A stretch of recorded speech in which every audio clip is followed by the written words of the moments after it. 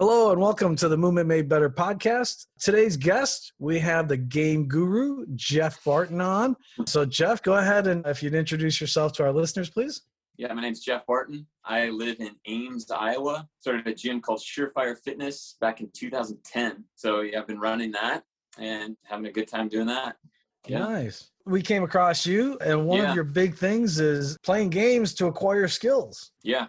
I could go a little bit on my background of kind of how I ended up with that methodology. You know, growing up in high school, I was never really quite into the traditional sports. I did cross country a little bit, but I mainly had a skateboard glued to my feet.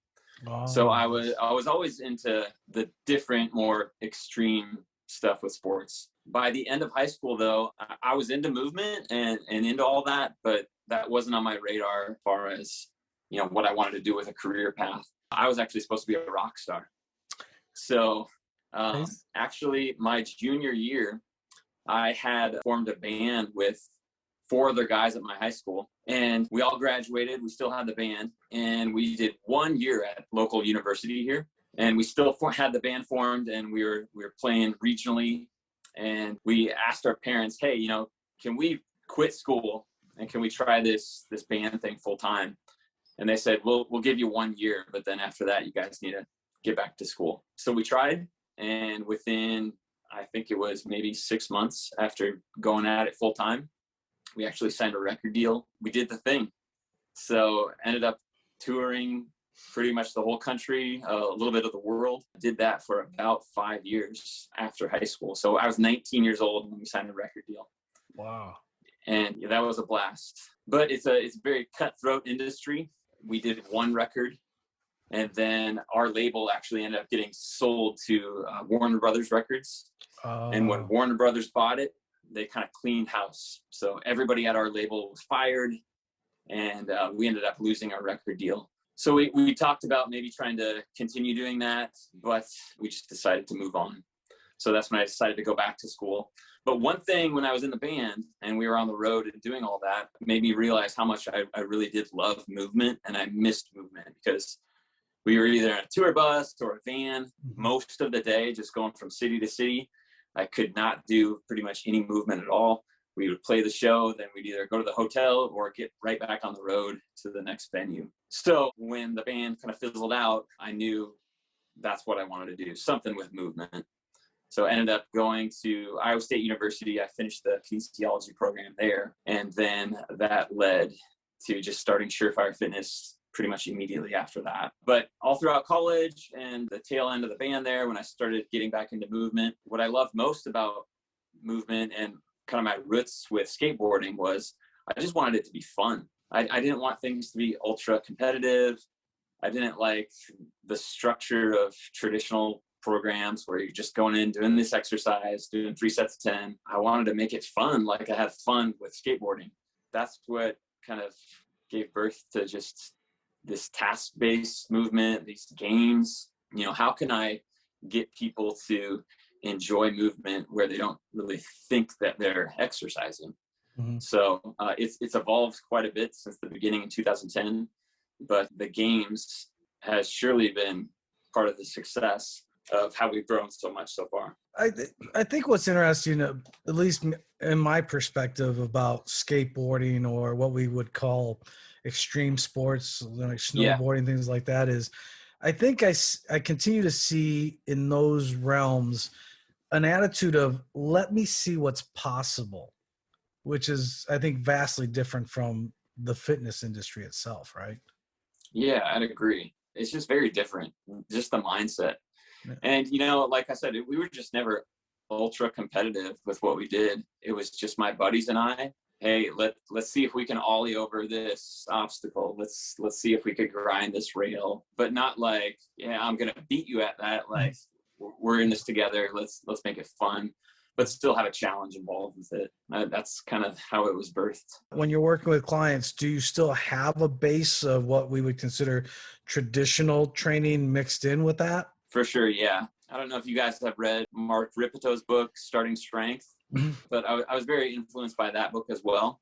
I didn't want to create a program where it's simply exercise and I'm just throwing random things at people. I realized that I want to have some level of structure to the program. So how we have things set up now, there's a variety of things that we do at Surefire, but we have a group program, we have one-on-one, and then we have a youth program. But within our group program, we break the program down into what we call conditioning days and then strength days. And on the strength days, we definitely follow that starting strength protocol. So I am having people do back squat, deadlift, overhead press, things like that. And if they're new to the program, it's a linear program. So we're doing some 3 sets of 5, and we're trying to add a little bit more weight to it each time we come back to it. And then when they plateau on that, then we get a little more creative with how we progress. So we still have that element to it, but there's always a game involved on another side of the workout. And on the conditioning days, there's much more fun and activities involved. So I try to have a balance of both, but I don't want to be the gym that's just like games all day long, because I know some people have certain goals where they want to get stronger, they want to lose weight, things like that. So there's a happy balance there. Mm-hmm. Yeah. So on those strength days, have you figured out, I guess, different games that are more strength oriented that kind of help carry over to their barbell lifts? Yeah, I think so. On a strength day, what we do is we split the workout in half. We have half the time what we call primary. Those are our big lifts, right, with the barbell. And then the other half is what we call auxiliary. And more or less, we kind of treat that as a bit of a warm-up for the primary stuff. Simple example. I want to get a few body weight squats in on the auxiliary side before we lift heavy with the barbell. And I could have them, hey, let's squat for 30 seconds, just body weight, or let's incorporate some sort of game in there where I throw a bunch of pennies on the ground. It's a little bit of load with a med ball on your shoulder. You got 30 seconds. How many pennies can you pick up? Just simple little tasks like that, which carries over really well. Yeah, that's cool because you're squatting in all these different positions too. Yeah, exactly. Yep. Yeah, adding in that thoracic rotation, having to challenge those obliques, especially when you're going to put a bar on the back too, to be able to wake those rotational tissues up. That's fantastic. Yep, exactly. Plus, in essence, and we kind of guess when we think in a functional position or movement pattern, most of our loads are always going to be typically when we reach down to pick something up, we're either going to carry it here or on one shoulder or the other. So yeah, it's that transfer out to real life, so to speak. Yep, exactly. Try to add a lot of variety that way, where we're thinking about, how am I going to carry groceries, just daily tasks? How can we emulate that? How can we turn it into a game so we're not just thinking about the exercise itself? I was actually very influenced by another book called Play by Dr. Stuart Brown, I think.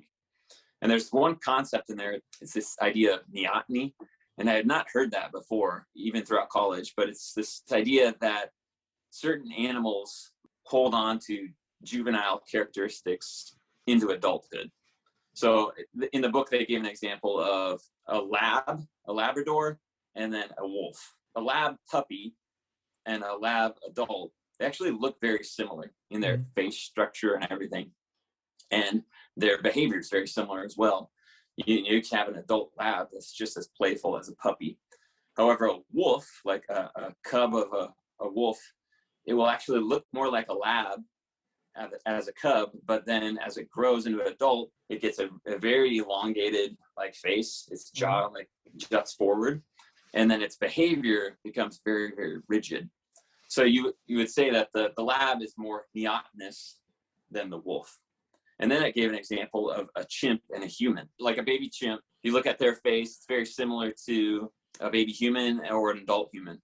Mm-hmm. It's a flatter face. It does not jut forward like an adult chimp does. Kind of in the same way that the wolf does as well. Mm-hmm. So there's these physical characteristics that change for certain animals, and then a more neotenous animal, it doesn't. These juvenile physical features and behaviors, we kind of cling on to those.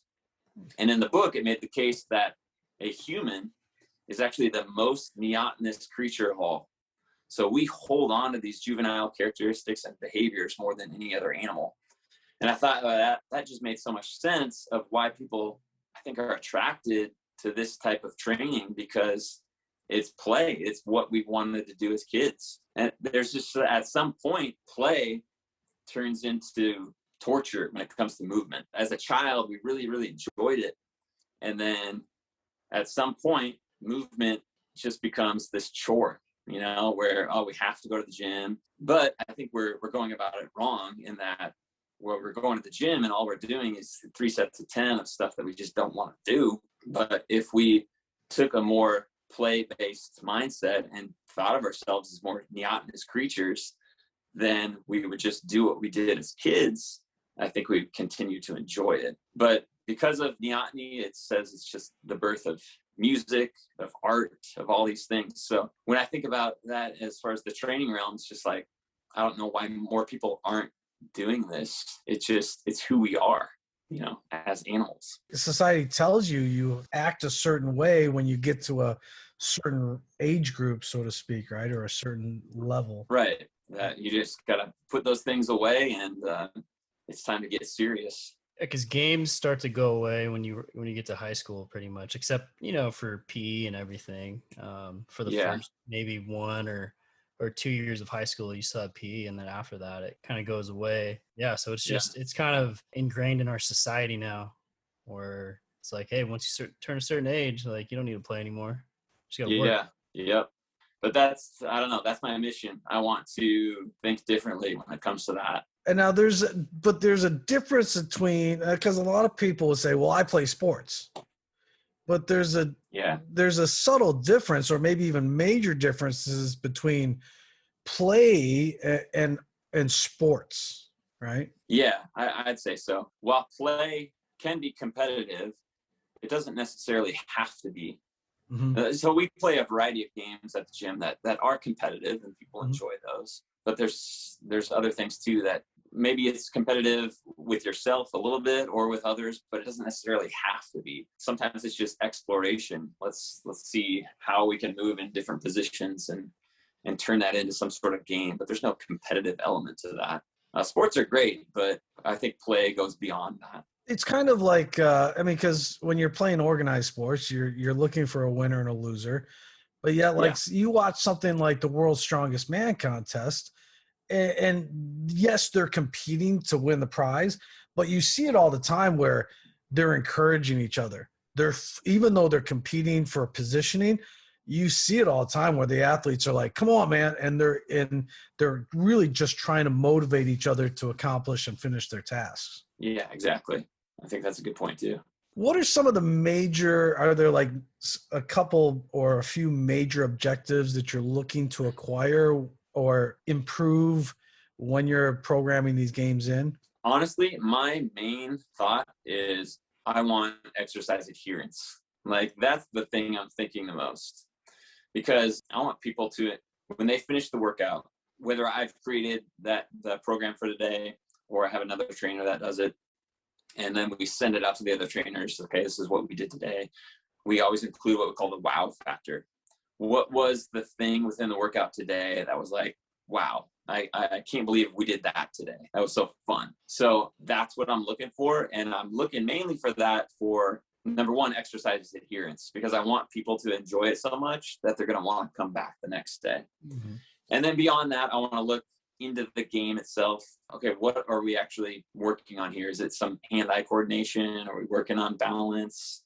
Are we working on trying to get a little bit more mobility based off the game itself? But I think number one, honestly, is just adherence. Do you see with more a harder transition for people who are in the older demographic, so to speak? Let's say like the 60 plus or 50 plus? We actually just started a 60s plus program, probably, I want to say about 6 months ago. Yes. And we've gotten about half a dozen clients so far in there. It's not a huge number, but we're doing many of the same things that we're doing within the youth stuff in our adult group training program. And they are eating it up. They're loving it just as much. So I think it's working well just as much for them as it is for anybody else. Yeah, it looks like you have a pretty big space there to create all kinds of agility games, coordination games, and I see that you also have a climbing wall, right? Yeah, we do. Which I'm actually thinking about revamping a little bit here shortly. But what I did there on that wall is just put up boards and then did screw on holds throughout. Okay. But what I'd like to do is actually make it a little bit more 3-dimensional. So have some plywood coming out, and I need to talk to somebody a little bit smarter than me when it comes to framing. But I'd like to do bolt-on holds so I could switch it up. Oh yeah, change the routes and everything. Yeah, I think that'd be cool. So yeah, we have some squat racks and a lot of open space, but yeah, we have a climbing wall. We do have a campus board in the back. Okay. One of the racks I have has monkey bars. I have some from atomic climbing. I have some what they call the atomic bombs. Those are hanging off of chains. Yeah. I've got the big eyeball and a lot of soft boxes that we just create different stuff. When I was laying out the look of it, I really wanted to make sure that the middle space was completely open. And I'm really, really glad I did that, because that opens up the possibility of just creating all sorts of games and different things that we can do in the middle. If I were to put like a rack system just right in the middle of the room, that would really limit me. The rack system I have is against the wall. And then the second rack system that we have is in the back. So yeah, we have about 5,000 square feet. So lots of room for some fun stuff. One of the benefits to being in Iowa, I can get 5,000 square feet and it's not breaking the bank. I imagine for you guys in California, it'd be a different story, but yeah, 5,000 square feet would be from where we live. Yeah. You'd be looking before, just to unlock the door, you'd be looking at least 15 grand a month, at least. Yeah. Paying a fraction of that. So wow. In fact, well, that would be, well, it depends too if you go warehouse or retail. Yeah, well, yeah, because even if you try to get that NC Fit that's across the street from the facility, that's 5,000 square feet, but that was rebuilt because I looked at that space beforehand. Yeah. And even before it was rebuilt, the guy was telling me it was $4 a square foot, and they completely redid it. Like they took down, so it took them about a year. They rebuilt it out. So I gotta figure it was $4.50 to $5 a square foot after doing all that improvement. So I'm thinking, holy crap! Can you imagine writing a check for $20,000 to $25,000 a month, and you haven't even done anything else? I don't know how some businesses do that. You'd have to make. You got to have 40 to 50 grand coming in easily, just to make it even a viable option. Yeah.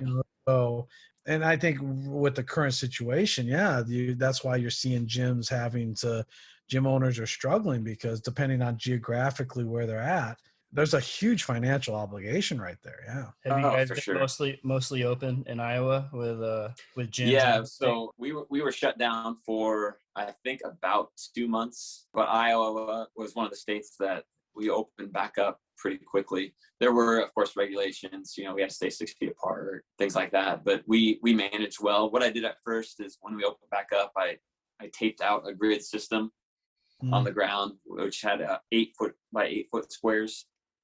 And then we basically did all the workouts from a square. So that really tested the creativity by trying to make it fun and exciting from a square.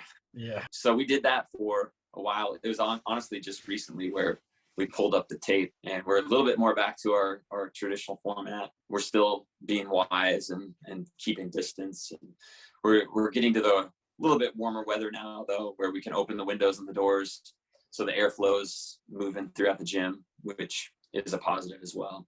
But throughout all that, we've actually had 0 cases of COVID at the gym. So whatever we did worked. Yeah, no issues with it. Yeah, I think, that's a lot of the criticism that gym owners and coaches have been putting out there is, where's the association between physical activity and COVID?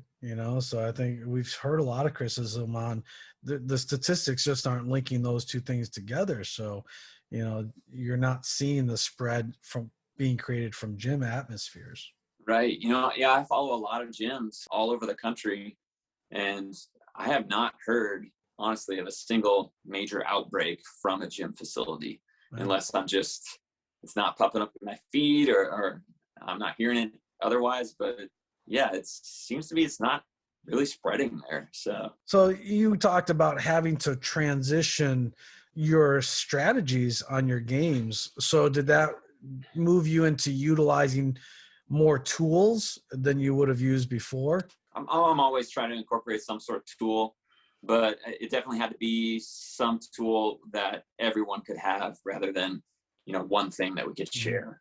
Mm-hmm. So I'm trying to think some of the stuff that we did. We were incorporating a lot of ping pong balls, a lot of PVC pipes, just cheap things that everybody could have access to. I think throughout my feed on Instagram, you could probably see some of the stuff where we did some partner work, but you might see on the ground that there's tape laid out and one person's in one square, one person's in the other, and maybe they're sharing one thing, but kind of keeping their distance. So to be honest, it's almost like we haven't been back to our traditional format for that long, but the whole square thing seems like a blur. Like it's been the weirdest year. It's like been the fastest year and the slowest year at the same time. It's like so much happened. But, people excited to get back to the just kind of that, normal type of training or just that interaction with each other. Yeah, for sure. I'd get people asking all the time, when are we going back to pulling the tape up? And for a while, I mean, we had mandates where, we had to keep this distance. Those have actually been lifted. We're actually one of 4 states that have lifted everything, which whether you think wise or not, it is what it is in Iowa. So yeah, but people were anxious to get back to it. And I think they're enjoying the more traditional format. Yeah, because that's just the mental benefits of interacting with other people is really right now we're seeing the effects of that, of people missing that interaction, especially from the mental psychological level. For the 2 months that we did close, we went directly online. Okay. And honestly, it's probably the first 2 weeks I had everybody on board and we were motivated, but I kid you not, we hit that 3rd week and people just started not showing up to the Zooms or not checking in. Like, I know that many people do the online thing, but my crowd was just not into it. It was very, very hard to get them motivated to do it online and at home. I've heard talk of gyms are going to keep closing and, everybody's just moving online. But I think it goes back to, honestly, that we are these neotenous creatures and we love connection and we love play. So I don't think this format's going to go away. I don't think a pandemic's going to end it, to be honest. Yeah, I fully agree with that. I think, and we've been hearing it now for a few years, especially with Tonal and companies that are producing at-home things, and they're the ones saying, look, the one-on-one gym experience is a dying option. And I'm like, I highly doubt that. I think all what it's done is just it's opened up another market, right, for the people that do want to stay at home and do want to do things online. But the people that want to be interactive, they're going to go back to the gyms, back to the rock climbing gyms, martial arts, all that stuff. Yeah. And I don't know. I just think it's in our nature. The one thing I heard more than anything when people came back, they're like, thank you for opening back up. It's just so good for my mental health. So they need it. Neil and I, just before we started this, were talking about the mental health depression levels that are going up and how they're talking about, you said it's been in males. Yeah, it's increased like in the last year, like 70 or 80%. It's crazy. Yeah, it's pretty nuts. Because we were taking a quick look at the statistics according to the organizations tracking this, and they were saying just in a normal year, stress and depression related issues can affect up to 40 million Americans in any given year, let alone this last type of year we've had, right? So that's 18% of our population. That's nuts. Yeah. And kids too. Like I have 3 kids and they're doing everything from home right now as far as school goes. We weren't sure how our local school was going to handle it at the beginning. They're going to go hybrid or not meet all online. They kind of flip-flopped and went back and forth. So we just decided, we're just going to keep them at home. But it's been rough. It's been really rough for them. I'm thankful that I have a place where I can take them and they can run around and be kids. But I feel for the people and the parents who don't have that, their kids are stuck at home all day long. It's just not good. Yeah, no, not at all. Yeah, and they have each other. They can play with each other. So that's nice too. For sure. Yep. Do you have any type of education or programming that you offer to other coaches or trainers who maybe lack the creativity to create their own games? You know what? I've been contemplating that for a while, and I think this year I'm gonna try to do something. Whether that's just a product of the 10 plus years of doing some of these games that I can put together and offer a product. Hey, if you just need some creative ideas, or that's some sort of education. I'm not exactly sure the direction I want to go yet, but I think there's the need for that, beyond just the Instagram posts every now and then, you know, where people be into that. So it's my goal, and I'm going to give it some thought on exactly how I want to tackle that. Originally, I was thinking, well, maybe I do a YouTube channel and just keep pumping out content there. Okay. But I don't know if I want to turn it into a job. I've got enough going on at the gym right now. Yeah. But if I had maybe just a product, and then maybe every couple of years come out with a new version of it, that's kind of where I'm leaning right now. But yeah, we'll see. I don't know. Something I want to offer. Well, that's what's impressed us when we look at your content is the creativity is awesome, but not everybody has that. And that's a big difference, right? And I think the one thing that we see a lot of are when coaches or people make comments of, what the hell is this doing? Or what is the point of this? And I think if you're a coach or a trainer and you're asking that, I think that says way more about you as a professional more than anything, right? Yeah, for sure. And there was actually a quote that I read from, I think it's Jim Laird. He's a strength coach in Lexington, Kentucky. And he says, if you're a trainer, whether you like it or not, you are in the entertainment industry. When a client comes to see you, they want to be entertained. Like they might have goals and all that, but if they are bored out of their mind when they come to a training session, they're probably not going to stick with you long. Yeah. It doesn't mean you have to just do games all day long, but they need to be entertained somehow. So if there's a coach who doesn't have that, I think they're missing out. And yeah, if I had a product or something I could offer them, if they don't have those skills, that's cool. Use some of these games, use this stuff. I think your clients would love it. Yeah, I think that would really help give a good solid base for people that maybe don't have that type of ability to go, oh, well, I'll do this or I'll do that. And some of us just aren't at that level. So to be able to say, hey, here's like 8 different games that you could implement. And these are going to create this type of develop these types of skills within that. Yeah. Yeah, that's great about the entertainment. It's true. I didn't even think. Yeah, we are in the entertainment business. A lot of coaches, I don't think, would want to hear that, but yeah, I think it's true. Well, that's probably a big reason why we see the success of Todd Durkin at that level, or forget the other coach that I'm coming up offhand. But it's because their approach or their charisma is actually pretty entertaining. I mean, it may not be something that we enjoy personally, but I can see where people would somebody out there would view that as an entertaining thing, which may not be my cup of tea, but obviously it's for a lot of other people because they do have such a pretty big following and a big influence. Or Martin Rooney, that's what I was thinking. Yeah, because Rooney's got that raw thing, and it is it's entertainment. So do you feel like, coming from your rock star background and traveling and entertaining people, and you're creating, so you have this creativity from that, you just kind of transferred all that over to your business now? I think so. I really like to blend the art with the science. The art is all the fun stuff, the creative stuff. But I with the background and the kinesiology degree and all that, I love the science side of it too. So I think that's what's cool, is blending the two of those. Well, thank you very much for coming on, brother. We were excited to have you on, especially since this is the first time we've ever chatted really face to face. So yeah, it's true. Thank you, man. So and hopefully we'll get to actually meet face to face one of these days. Well, it'd be awesome if you guys had a certification in Iowa, but as far as thick mobility goes, do you guys ever come to the Midwest at all, or what? It's a tough market, man. It's a tough one. I know. It's true.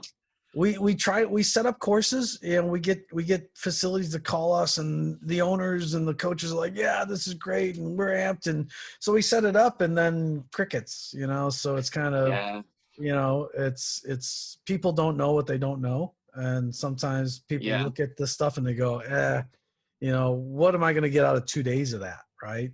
And Yeah. so it's, you know, slowly but surely. I know got a course coming up in Kansas City next weekend. So Okay, cool. Chicago is really one of our biggest Midwest areas that we typically do very well. So we typically get some people that travel in from Kansas or some of the Midwest states. They'll go to Chicago and attend the courses there. But yeah, unfortunately at this time we're mainly just primarily sticking to the East and West Coast as our major hubs of interest, so to speak. But yeah, anytime you have anytime your schedule opens up or whatever, just drop us a note, and if you can make one, for sure. I'd love to have you. It's on my list. Yeah, I want to do that. I want to do functional range conditioning. Just this stuff that never comes to the Midwest, but I gotta either go to Denver or Chicago.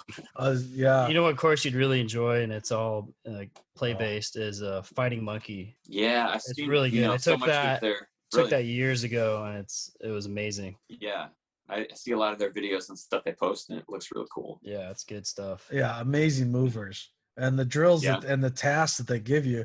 Yeah, it's all based on games and dance and play. And, yeah, it's really good. But they're extremely challenging. Extremely challenging. Extremely challenging. Very humbling. Yeah. Very humbling. Where can the listeners follow you, or where can they get a hold of you? Yeah, on Instagram, jeff.blue.tape. Find me there. If you ever want to check out my gym's website, it's getting revamped right now, but that's surefire-fitness.com. But mainly I've been connecting with people over Instagram for the most part. Yeah. Fantastic.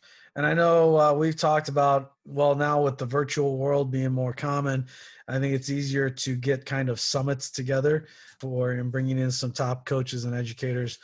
So we are mulling that idea of trying to get something together. So if that happens, definitely be one of our people that we want to get in there just to give a little different take on how to get some different perspectives of training in. So thank you very much. Yeah, for sure. Awesome, brother. Well, thank you all for joining us today. And until next episode, be good to each other.